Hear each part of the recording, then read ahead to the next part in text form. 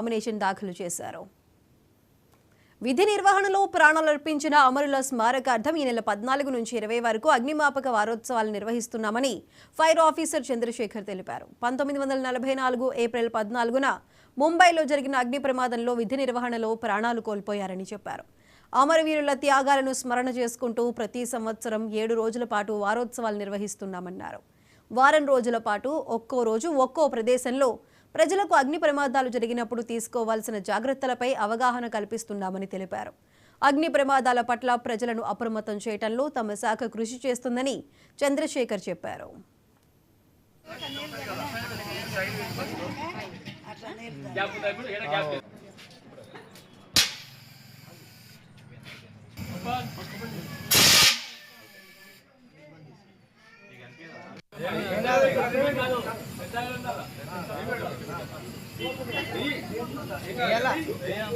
April 14 నుంచి April 20 వరకు ఈ అగ్నిమాపక వారోత్సవాలు జరుపుకుంటాము.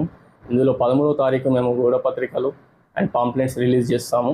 అండ్ 14th రోజు స్టేషన్ పరిధిలో విధి నిర్వహణలో చనిపోయిన వారికి శ్రద్ధాంజలి ఘటిస్తూ కమాంగేషన్ పరేడ్ చేస్తాము.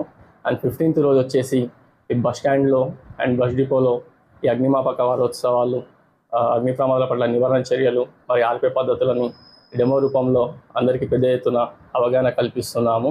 15th రోజు వచ్చేసి అపార్ట్మెంట్స్లో, రెసిడెన్షియల్ ఏరియాస్లో సిలిండర్స్ ఫైర్స్ మీద ఫైర్ ఎక్స్టింగ్విషర్స్తోని ఎలా ఆర్పాలి, ఫైర్ ఎక్స్టింగ్విషర్స్ అందుబాటులో లేనప్పుడు ఎలా స్పందించి చకచక్యంగా అందుబాటులో ఉన్న ఎక్విప్మెంట్తోని ఎలా ఆర్పాలనే దాని మీద అవగాహన కల్పిస్తున్నాము. మరుసటి రోజు పెట్రోల్ బంక్స్లో అండ్ ఈ సిబ్బందికి ఈ అగ్ని నిర్వహణ, అగ్ని మిషన్స్ ఒక నిర్వహణ ఎలా ఉండాలి అండ్ ఆర్పే పద్ధతులు ఎలా ఆర్పాలి వాటితో అనేది మేము వాళ్ళకి నేర్పిస్తున్నాము.